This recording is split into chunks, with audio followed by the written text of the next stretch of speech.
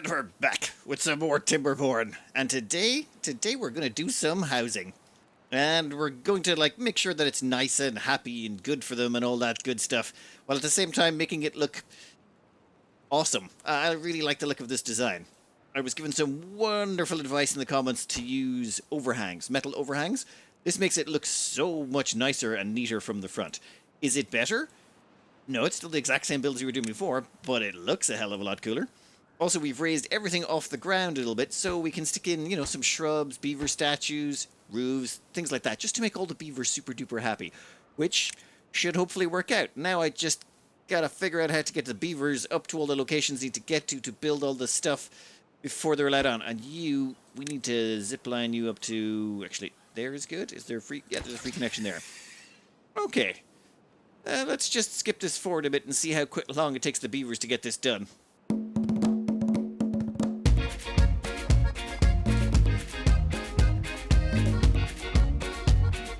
And that should make for some very, very happy beavers.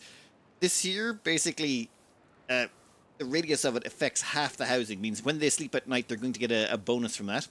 This affects, actually, there's two of them here, and each one's going to affect a whole bunch of the housing. Basically, all of the housing here is exposed to Farmer's Monument, Brazier of Bonding, beaver statues, shrubs, roofing, scarecrows, lanterns, and bulletin poles. So that's all of the beavers. Let's find an organic one. Here we are. They got a bee sting, but that happens. Here we go. Aesthetics, shrub, lantern, roof, scarecrow, beaver statue, and bulletin pole. All of those sorted. Farmer's Monument and Brazier of Bonding is an extra 8 points. And that is from these two. Farmer's Monument, Brazier of Bonding. Now, we did have these over here, I believe. No, we didn't have the Farmer's Monument. And we have, well, disable this because we want to rip it all out. And there we go. This is their new housing, though I think we can crank it up a bit. There is a fountain of joy here. It does require access to water. But I think if I demolish some extra space here, we might be able to squeeze it in right about here. Give me 1 minute while I do a bit of playing about. Hey, our beavers are up to 26 happiness, which was one of our goals. It's fine. Unfortunately, there's 15 who are currently homeless at the moment, because, well, we did have a little bit more housing than we recreated over here in this paradise. But at some point, those 15 will die, and we'll have the correct amount. Nothing to do in range. Was it? Oh, yeah, I'd forgotten. Last time we were here, we won an absolute tree annihilation spree. So, beavers injured? How have you guys injured yourselves again? What? It's fine. Someone's stranded. Okay, I refuse to accept responsibility for that one. You know what? Let's get you a stairs out of there. How about that? We can delete the stairs afterwards, and that way you won't mess with the feng shui of what it is we're trying to do here. Now, please finish off the Fountain of Joy. The completion of this should give them a nice big mood boost. Completion of this. Completion of... Guys? Beavers? Oh, I was kind of worried about this. How about that? Yeah, I'm going to have to delete the front of this as well, aren't I? Okay, I'm going to need you guys... You know what? Just get off these platforms. Yeah. Should have figured. Hey, perfect. Fountain of Joy it is. That should make sure that... Yeah, I don't even think the organic beavers, the fleshy beavers aren't going to even get anywhere far away from this at all. You're looking at Fountain of Joy, +8. Oh, damn. That's gonna be a big boost. Like, up to 31 of 96 beavers have been exposed. Once they're all exposed, you know what? It's fine. They've been exposed as much as they need to be. Alright, with that done, I think we have pretty happy beavers. We have to give them all the other happy buildings. You know what? We'll give them the other happy buildings later. We still have a tiny scooch of some homeless beavers, but they'll be fine. We'll be done with them in no time. But Fountain of Joy, all that stuff, yep, we're up to some very, very, very happy beavers. This means they've got 140% bonus work speed, 40% move speed, 60% health. Compared to beavers, they're actually, or compared to robo beavers, they're actually pretty good. I mean, they're not quite there yet. We need to really hit them up with a bunch more stuff, including Campfire, rooftop terrace, contemplation spot, agora, dance hall, then earth cultivator, detailer, lido, carousel, mud pit, and books. That seems like a lot of effort. I think bots are just easier, far less demanding. Plus, bots don't need to sleep. They just like pop along every so often, grab the resources, and they're done. We should be getting water in about 5 days. That's going to fill in here and go into our old dam. But we should be able to hold quite a bit of it. We have also disabled this liquid pump. This liquid pump? Gone. Reason being is we want to run on this liquid pump here that feeds off this pile of water. Because this pile of water is far more substantial than what we were getting out of here. Plus, it'll allow some of this farmland to still hopefully survive for a little bit longer. It's making the place nice and green for now. Okay. Over here, we've decided to extend on the dam. But this time we're building with dirt. How much dirt we got? And we have quite a lot of dirt left. So what we're doing is basically just instead of using logs, use dirt, and it's just an awful lot faster. You guys should start stocking that now. Anytime now? Ah, and there arrive the beaver stockists. Excellent. The haulers are finally getting onto that. So we'll load these two places up with stockpiles of dirt, and then we can finish this off rather quickly. Then once this is done, that's our third section of dam completed. And are you? What the hell is... Ah, they've actually cleaned out some of the planks down there. Now, I was advised, last episode I was wondering where all my logs had gone after I deleted thousands of planks. Yeah, I know, but they'd already turned the logs into planks, so wasn't really going to do much.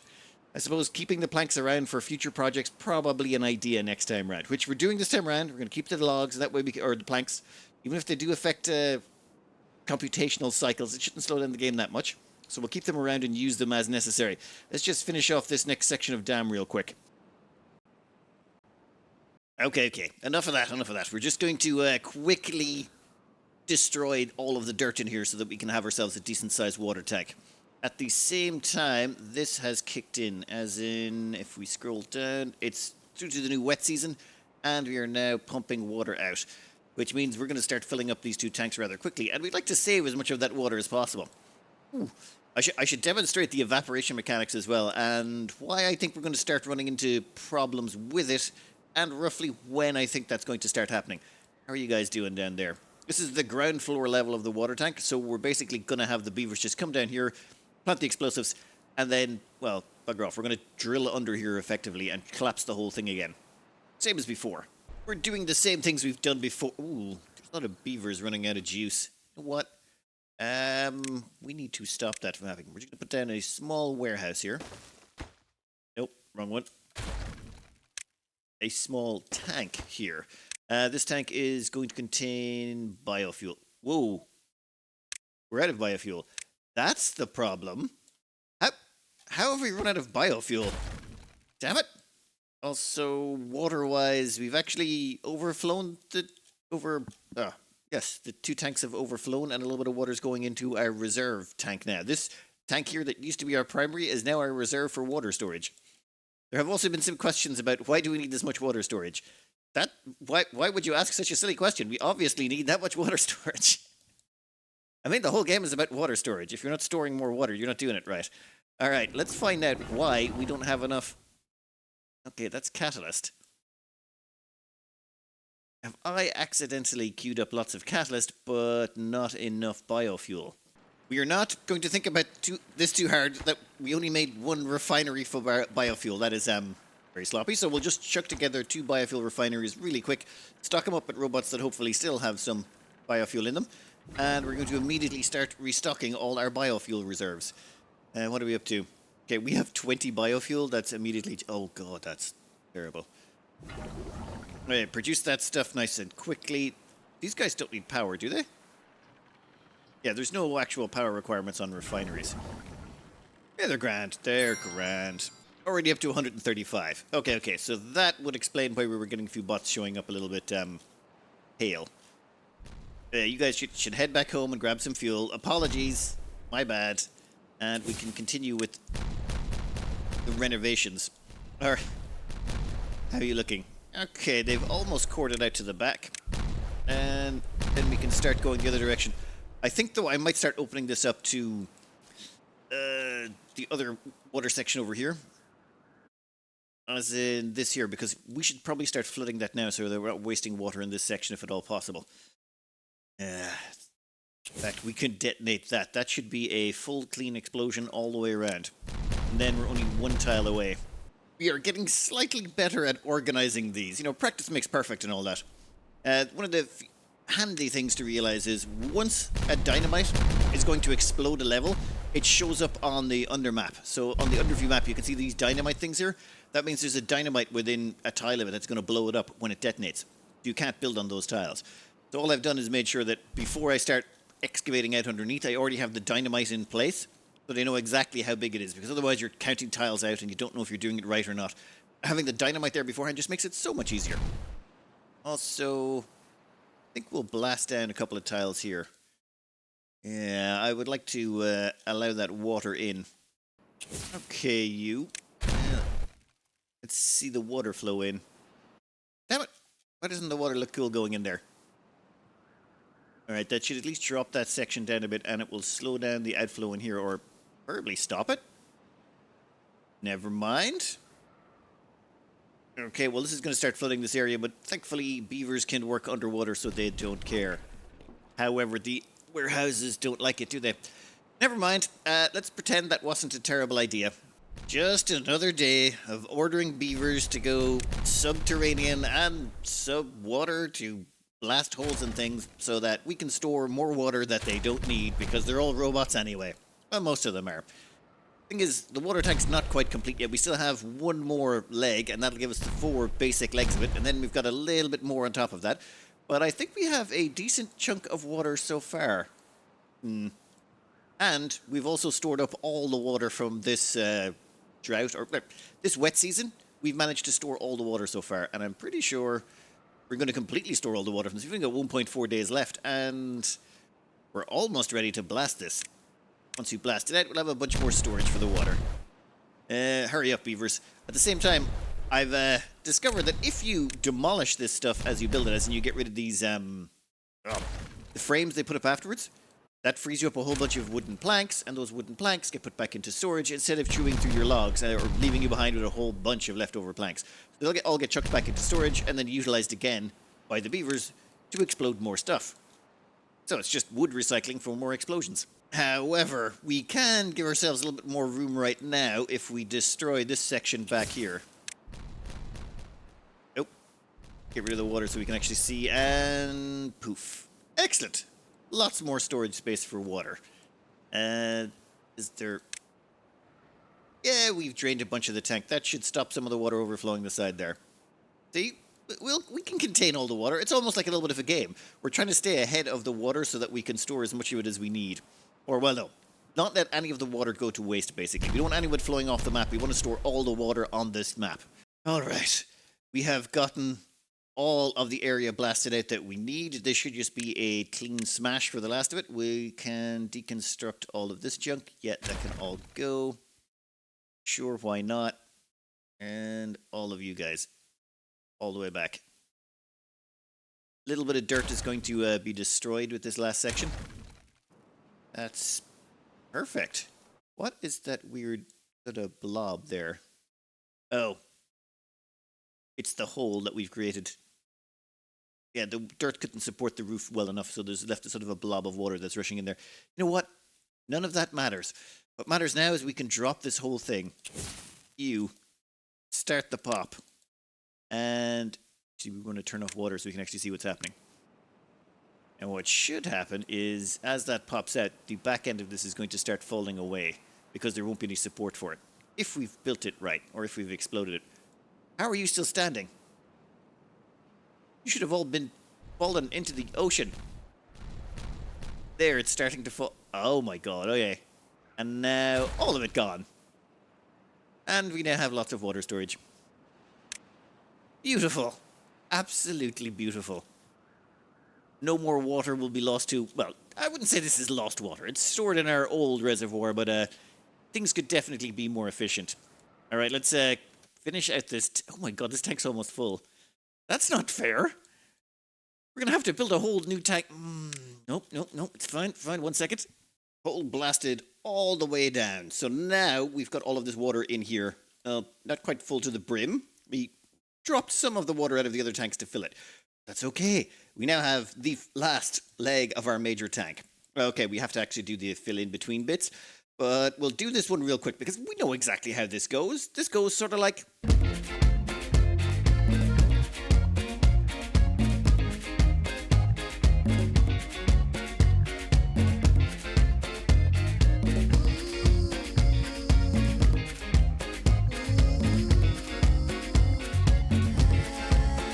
And that's the outline done. We didn't have to do anything. Once we started that and had it all laid out, a few things we've learned. One, these bridges are super, super, super handy. You just place these alongside the edges, and then when you want to put it, well, when the bridge runs out, you place out 2 tiles of dirt, put another bridge, and you just keep repeating all the way along. And then, say, the beavers can run out all the entire length of the bridge and start building everything all the way along. Instead of having to build one tile at a time, they can build multiple stretches simultaneously. Really speeds things along. Pre-build your zipline stations and hook them up. Pre-build your large piles or your piles of whatever supplies you need. And since this is all made out of dirt, it's just, well, dirt piles. Done. The whole thing is built out. And then when it's finished, though, only downside, you have to go around and delete all these bridges. Kind of annoying, but, you know, compared to how quick it was to put them all in place, this is nothing. Now comes the rather predictable process where we blast our way down to the ground floor. Takes a little time, but I think it's well worth it. One little tip I figured out when trying to organize explosives, like I'm trying to keep them all around the same level so I can just mass place. Like everything around here is 3 tiles deep as what I'm digging. Sometimes I go down 2 or 1, depending on how I want to get them organized. For example, these guys down here need to be 2 deep. That way, when we do our next row of blasting, they will all be lined up with each other. However, if you're unsure what height something further on is, you can just hold down X. If something's on the same height, it's a solid box. So you can see that there's a solid box over here where these are all surrounded by a solid box, but the ones below them are dotted lines. Or the ones above them are actually 4 corners with gaps missing in the center. So we know that this over here requires 3 tiles deep because it's at the same height. And you can use that to judge what's higher or lower by holding down the X key whenever you want. Also, it works for the building. If you're trying to build something, it does the same thing. So you can turn that on over here. Just a handy way to make sure you get everything to the height you want it. And it's time to drop this whole chunk of rock again. I know I've done this 3 times already, but I still enjoy it for some reason. If we look down below, you can see that the dynamite is actually going to punch down to this level. So this whole area, the whole way around, is going to get blasted. However, we do have 3 separate areas. We're going to have to start explosions there, and actually 2 explosions. 1 here, 1 there. Yeah, that should detonate a lot of them. Well, let's wait till daylight. It's more fun to watch it during the day. Right, daytime. We have detonated that dynamite and that dynamite. So that one will clear all the way up to there, and this one will go all the way around the edges. And if we check from the outside and get ourselves a decent view... Actually, we'll slow that down a bit. Yeah, now you'll see like chunks of dirt underneath here are clipping away because there's nothing supporting them. But... you really would expect, like, the amount of dirt that can be held up by this on this side. Like, there's just a thin wedge kind of going up. You can see them falling back there, but... yeah, you could definitely do some weird stuff with dirt platforms. You're going to have to play around with that. Alright, and over on this end, we've actually got our little underground zipline station. Pretty sure that's not going to work anymore. Ah, no, buddy. No, no, no, no. You should not be in there. Now you're not getting out of there. Right. Well.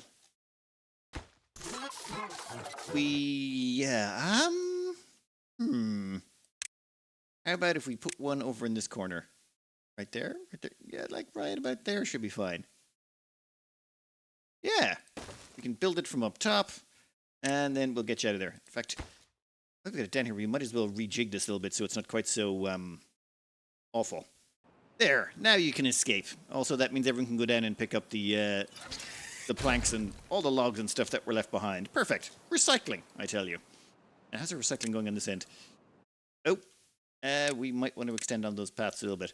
Sometimes I forget about that. If you don't extend on the paths, they can't get to the areas you want to recycle. And all the other tanks are cleaned. Okay. One thing I started doing was, on the side, I put this in here. This is basically... well, this is all going to get cored out and turned into a water tank as well. However, this thing matched up perfectly on this end, but when I continued this on, I realized it wasn't going to match up quite so perfectly over here. This is... or wait, no. It was with this one, with our newest one. We might have to actually seal a little bit of this in again, which is mildly embarrassing, but we want to make sure it's all symmetrical. It's not 100% essential, of course, but it would be preferred. I will be the first to say this is a waste of resources in a lot of respects. We could just leave the tank larger and less symmetrical, but no. There was a plan, and we're going to stick to it. Also, evaporation rates. Yeah, we need to have a quick discussion of how those are going to affect this water tank. What we're trying to figure out with evaporation is how big does our water tank get before the amount of incoming water stops being enough to counteract all the evaporation we're losing from having such a large water tank. And figuring that out turned out to be a little bit trickier than I thought. Alright, so this is a stream gauge. It tells you how much depth there is in the water. So you can see here the depth is 0.20. Over here you can see the depth is 0.20, and over here 0.20. So consistent water depth all the way across. Then we have this water source. All water sources, as far as I've seen so far, but I've only really seen one map, have a strength of 1, as in the amount of water they give out per tick. And the theory was, let's see how much of a water tank you need before this one water source can't keep up. As in, it starts to actually go down. But now you notice that we're at 20. Let's just speed up time a little bit here. Speed, 99. Oh, wait, never mind. We've already went to 0.21. This was sort of the problem. What I wanted to do was figure out how big we had to make it. Unfortunately, it was getting really, really super duper big. But one thing you can do is you can actually just reduce the amount of water coming out of the water source. So instead of trying to make this incredibly oversized area for water, all we did is we reduced the water flow to 10%. And then once we got the water flow to 10%, we just kept increasing or decreasing the size of the water tank until eventually the evaporation was equal to the amount going in. So right now this is a depth... Seriously, a drought already? Fine. This has a depth of 0.14. And if we just speed up time for the next 3 days... And done. It immediately dropped the moment the water stopped flowing. But there, done. We figured it sort of... Well, okay, not exactly. We're very much... this is back of the envelope math. You know, you're writing this on a napkin, you're not really caring too much. It's rough ballpark figures we're aiming for here. This water tank is 20 tiles wide by 21 tiles long. And with that much information, we should be able to figure out roughly how well we're doing.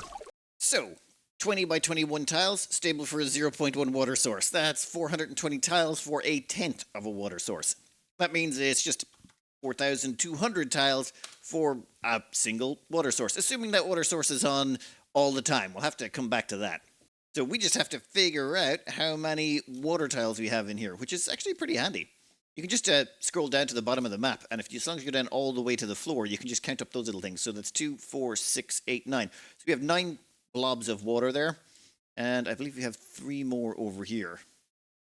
So 9 over there and 3 over here. So we've got 12 tiles total, and each one generates 1 blob of water, or it's 1 water. So now that we have all the numbers, we can kind of figure out where we want to go with our liquid tank, or how big we can get before we start running into some problems. So, assuming 100% uptime, which is not a real thing, of course, but assuming that, we need 37,800 tiles of water for just 9 water sources before we start to get more evaporation than we get actual water coming out. And for 12 sources, it's 50,400 tiles. Yeah, we don't have to worry about that too much. First, we have to find out how long those water sources stay on for, on average, on our current difficulty. Welcome to the Wiki GG for Timberborn. Over here we can see temperate weather duration, depending on difficulty. So since we're on hard, our temperate weather is going to last between 5 to 8 days. And drought duration will always be between 15 to 30 days. Now there's this drought duration handicap that's to do with at the start of the game. We can ignore that safely, like we're well past the start of the game. Which means, on average, we're going to have between 15 to 30 and 5 to 8 every time. That's also going to count for the bad tide. The bad tide goes from 15 to 30 as well, so we're just going to lump those both in together. Very, very rough napkin math here. So we just average out all of those days. So 5 to 8 days is how long the temperate season is, as in how long we get water for. Average of that 6.5, average of 15 and 30 days is 22.5, which means that gives us a grand total of 29 days in a season. On average, very roughly, generally speaking.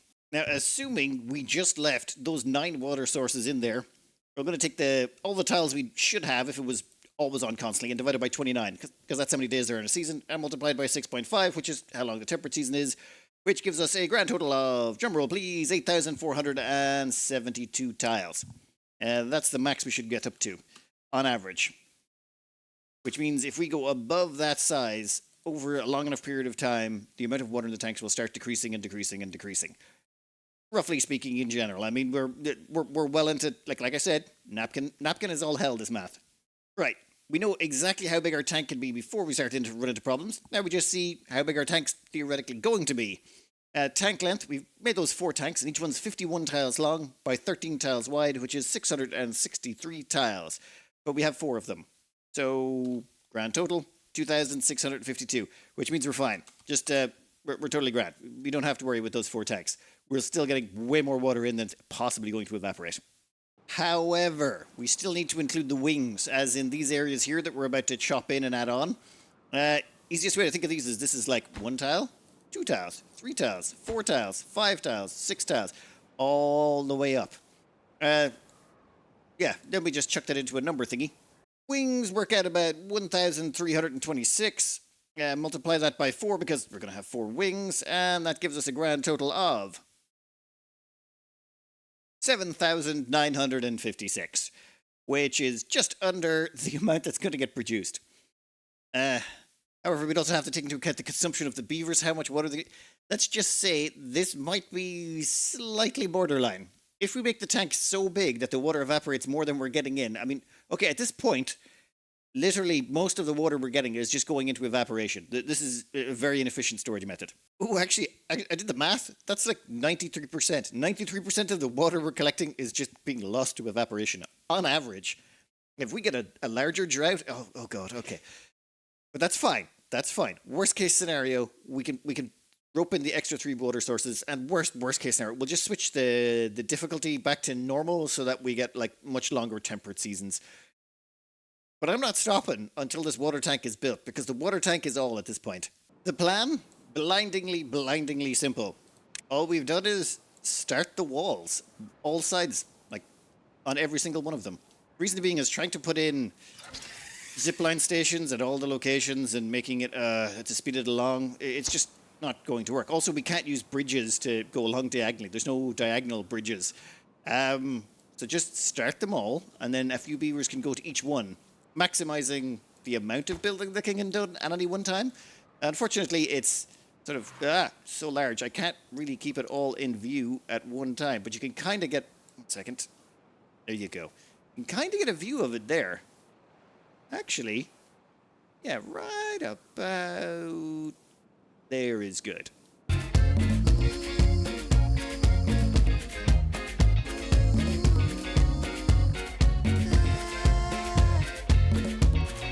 Right.